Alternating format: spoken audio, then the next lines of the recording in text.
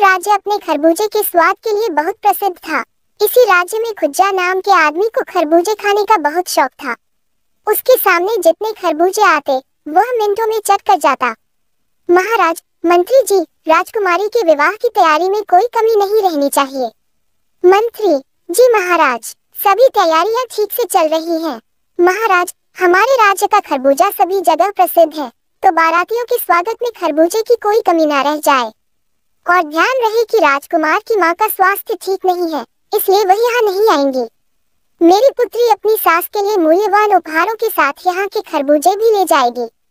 मंत्री महाराज, आप निश्चिंत रहिए, हमने पूरे राज्य से खरबूजे मंगवाने के लिए सेवकों को लगा दिया है। महाराज, बहुत खूब, और हाँ, विवाह में पूरे राज्य को आमंत्रित किया जाए। ध्यान रहे कि एक भी आदमी न छूटे। मंत्री महाराज, एक भी न छूटे। महाराज, हाँ, एक भी आदमी न छूटे, वरना लोग क्या कहेंगे कि राजा ने अपनी पुत्री के विवाह में प्रजा को आमंत्रित नहीं किया। मंत्री महाराज, पूरे गांव को बुला लेंगे, पर यदि एक आदमी को छोड़ दिया जाए तो महाराज किसे और क्यों? मंत्री महाराज, खुज्जा को आमंत्रित करने में खतरा है। आप तो जानते हैं कि उसकी खरबूजा खाने की कोई सीमा नहीं है, और यदि खरबूजा उसके सामने हो तो उसे रोकना असंभव है। वह विवाह में आया तो बड़ी कठिनाई हो जाएगी। महाराज महाराज, इस बारे में तो हमने सोचा ही नहीं, और राजकुमारी की ससुराल वालों की खास फरमाइश हमारा खरबूजा है। मंत्री महाराज, खुज्जा के आने से कहीं विवाह में बड़ी समस्या न खड़ी हो जाए। महाराज मंत्री, इसे मैं आप पर छोड़ता हूँ, इस समस्या का आप ही कोई उपाय सोचो। मंत्री महाराज, विवाह में खुज्जा को आमंत्रित न करने में ही भलाई है। यदि वह आ गया तो मैं नहीं कुछ कर पाऊंगा, उसकी वजह से कहीं आपकी नाक न कट जाए। महाराज नहीं नहीं मंत्री, ऐसा मत कहो, तुम ऐसा करो, खुज्जा को मत बुलाओ। एक बार राजकुमारी का विवाह ठीक से संपन्न हो जाए, बाकी सब बाद में देख लेंगे। मंत्री जी महाराज, एक आदमी ढोल बजाते हुए, सुनो सुनो सुनो, महाराज ने राजकुमारी के विवाह में सभी प्रजावासियों को निमंत्रण भेजा है। सभी लोग अपना निमंत्रण पत्र ले लो। सुनो सुनो सुनो, सेवक, ये लो भैया, ये तुम्हारा निमंत्रण पत्र और ये तुम्हारा। तभी खुज्जा वहाँ आता है। खुज्जा, लाओ भैया मेरा निमंत्रण पत्र। सेवक, अरे तुम्हारे नाम का निमंत्रण पत्र तो नहीं है।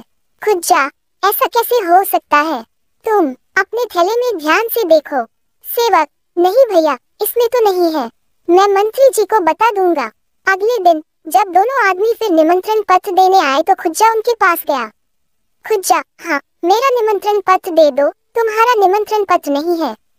सेवक, तुम्हारा निमंत्रण पत्र नहीं है, मंत्री जी ने कहलवाया है कि तुम्हें विवाह में निमंत्रित नहीं किया गया है। खुज्जा, पर क्यों?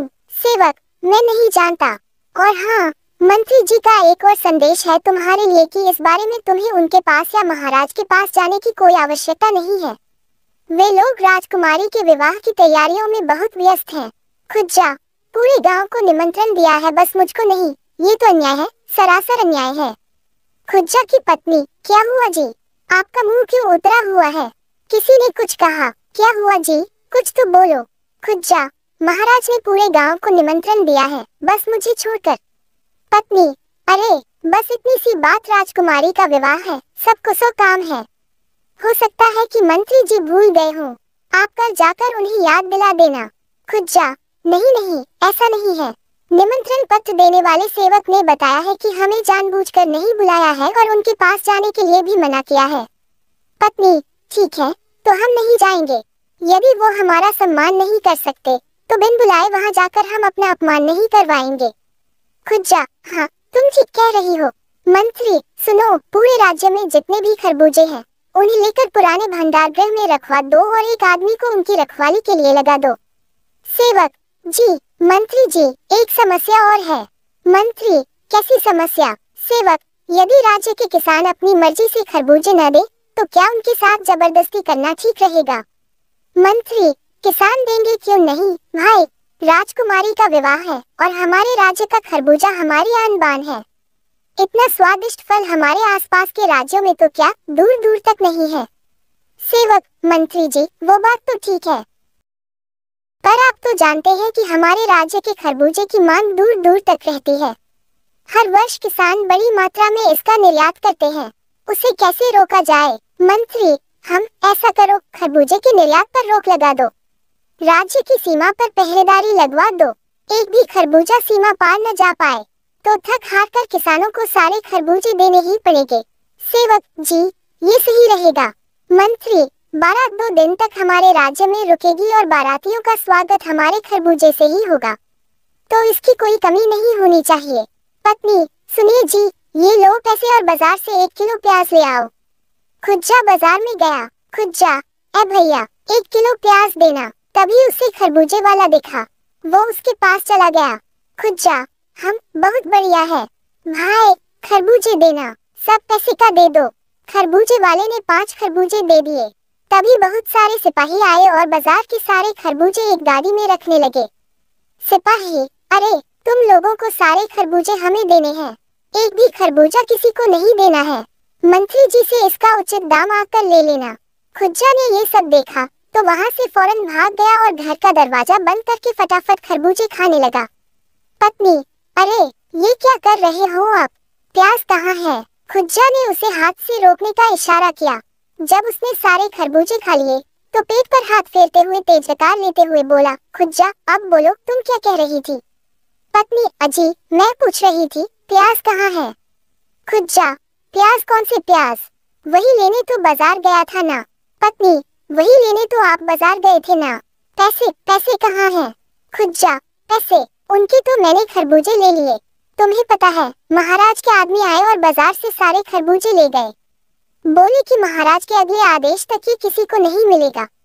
अब तुम ही बताओ, महाराज के आदेश तक मैं बिना खरबूजे के कैसे रहूंगा? कुछ तो करना पड़ेगा, कहकर वो अंदर चला गया। पत्नी, ये और इनके खरबूजे किसी दिन मेरी जान ले लेंगे। खुज्जा खिड़की से देखता है कि उसके सामने वाला परिवार सज धज कर जा रहा था। औरत, सुनिए जी, राजकुमारी की बारात सुबह ही आई है, जल्दी चलिए वरना भोज के लिए देर हो जाएगी। आदमी, हाँ हाँ चल रहे हैं। औरत, सुनिए मैं कैसी लग रही हूँ? ये साड़ी मैंने अपने मायके से आज के लिए विशेष तौर पर मंगाई है। आदमी, अच्छी लग रही है। औरत, कौन, मैं यह साड़ी? आदमी, अरे दोनों, अब जल्दी चलो वरना देर हो जाएगी। वो दोनों चले जाते हैं। थोड़ी देर बाद 2 लोग एक खरबूजों से भरी गाड़ी को धकेल कर ले जा रहे थे। खुज्जा ने खिड़की से देखा तो उसके मुंह में पानी आ गया। खुज्जा, हम खरबूजों की खुशबू तो कमाल की है, अगर मैं इनमें से। खुज्जा बाहर जाने के लिए दरवाजे से निकला। पत्नी, अरे आप कहाँ जा रहे हो? खुज्जा, एक काम याद आ गया, अभी निपटा कर आता हूँ। पत्नी, हाय, आपको ऐसा कौन सा काम याद आ गया? खुज्जा, कहा ना अभी आया। पत्नी, ठीक है, पर घूमते घामते बिन बुलाए कहीं राजमहल के भोज पर न पहुंच जाना। खुज्जा, नहीं नहीं, मुझे अपने सम्मान की चिंता तुमसे अधिक है, कहकर वो चला गया। वो छिपकर गाड़ी का पीछा करने लगा। खुज्जा, कोई आदमी नहीं दिख रहा, पूरा गांव सूना पड़ा है, सब लोग राजकुमारी के विवाह में गए हैं। दोनों आदमी गाड़ी को धकेलकर सूनी जगह पर ले गए।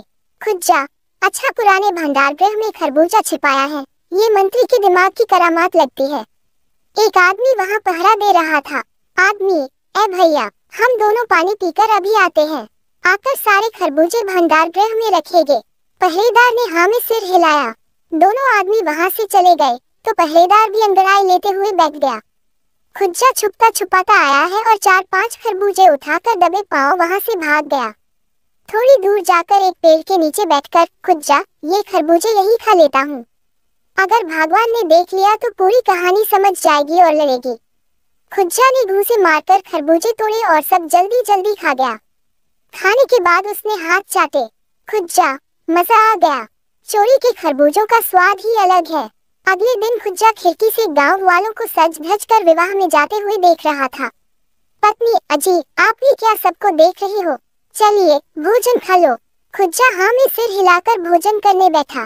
पत्नी, देखिए मैंने आपकी पसंद की आलू की भाजी और गर्मा गर्म पूरी बनाई है, आपको पसंद है ना? हाँ, ये लो अचार और चटनी, भोजन करिए ना। खुज्जा, वो दिखाई नहीं दे रहा है, वो कहाँ है? पत्नी, क्या? खुज्जा, खरबूजा, अरे तुम्हें पता तो है मैं उसके बिना भोजन नहीं करता। पत्नी, आपको भी तो पता है राज्य के सारे खरबूजे महाराज ने राजकुमारी की बारातियों के लिए मंगवाए हैं। जब तक बारात वापस नहीं जाएगी हमें खरबूजा नहीं मिलेगा। अब आप छोड़िए नाशमिते खरबूजों को, देखिए मैंने आपके लिए क्या सब बनाया है, खाए ना। खुज्जा चुपचाप खाने लगा। खुज्जा, खरबूजे के बिना तो निवाला अंदर ही नहीं जा रहा।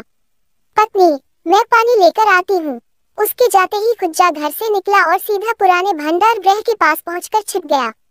एक आदमी ने भंडार गृह से खरबूजे गाड़ी में रखे और गाड़ी लेकर चला गया। दूसरा आदमी बाहर पहरेदारी करने लगा। खुज्जा, ये मंत्री भी बड़ा संख्या आदमी है, खरबूजों की पहरेदारी करवा रहा है। कहता हुआ वो वहीं बैठ गया और सो गया। उसके खर्राटों की आवाज गूंजने लगी। खुज्जा ने अवसर पाकर खिड़की से भंडार गृह में कूद लगाई। दूसरी ओर राजकुमारी के विवाह के मंडप में पंडित जी ने वर वधू को बुलाया।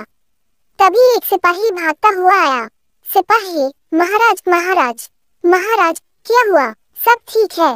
सिपाही, अरे महाराज, राजकुमार की माँ आई है, वे द्वार पर हैं। महाराज दौड़ते हुए उनके स्वागत के लिए गए। महाराज, महारानी जी, आप क्यों अचानक? आपका स्वास्थ्य तो ठीक है ना? महारानी, महाराज, बेटे का विवाह है, इसलिए बारात निकलने के बाद मेरा मन नहीं माना और मैं पीछे पीछे आ गई। मुझे उम्मीद है मेरे यहाँ अचानक आने से आपको कोई समस्या तो नहीं हुई। महाराज, नहीं नहीं महारानी, ये आप कैसी बात कर रही हैं? आपके बेटे का विवाह है। सभी मंडप में चले गए। राजकुमार और राजकुमारी का विवाह संपन्न हुआ। महाराज, मंत्री जी, महारानी और बाकी लोगों के लिए खरबूजे मंगवाए। मंत्री जी, महाराज। एक आदमी गाड़ी लेकर भंडार गृह पहुंचा। गाड़ी की आवाज से पहरेदार उठकर खड़ा हो गया। सिपाही, दरवाजा खोलो। दरवाजा खुलने पर उन्होंने कमरे में केवल खरबूजे के छिलके बिखरे देखे। उनके बीच में खुज्जा बड़े मजे से खरबूजे चाट चाट कर खा रहा था। उन्हें देखकर उसने लंबी डकार ली। पहरेदार, अरे ये कहाँ से घुस गया? आदमी, भाई, ये तो सारे खरबूजे खा गया, अब क्या होगा? महाराज मुझे मृत्युदंड दे देंगे। पहरेदार, ना ना, ऐसा मत कहो। आदमी, मैं वहाँ खाली हाथ नहीं जाऊंगा।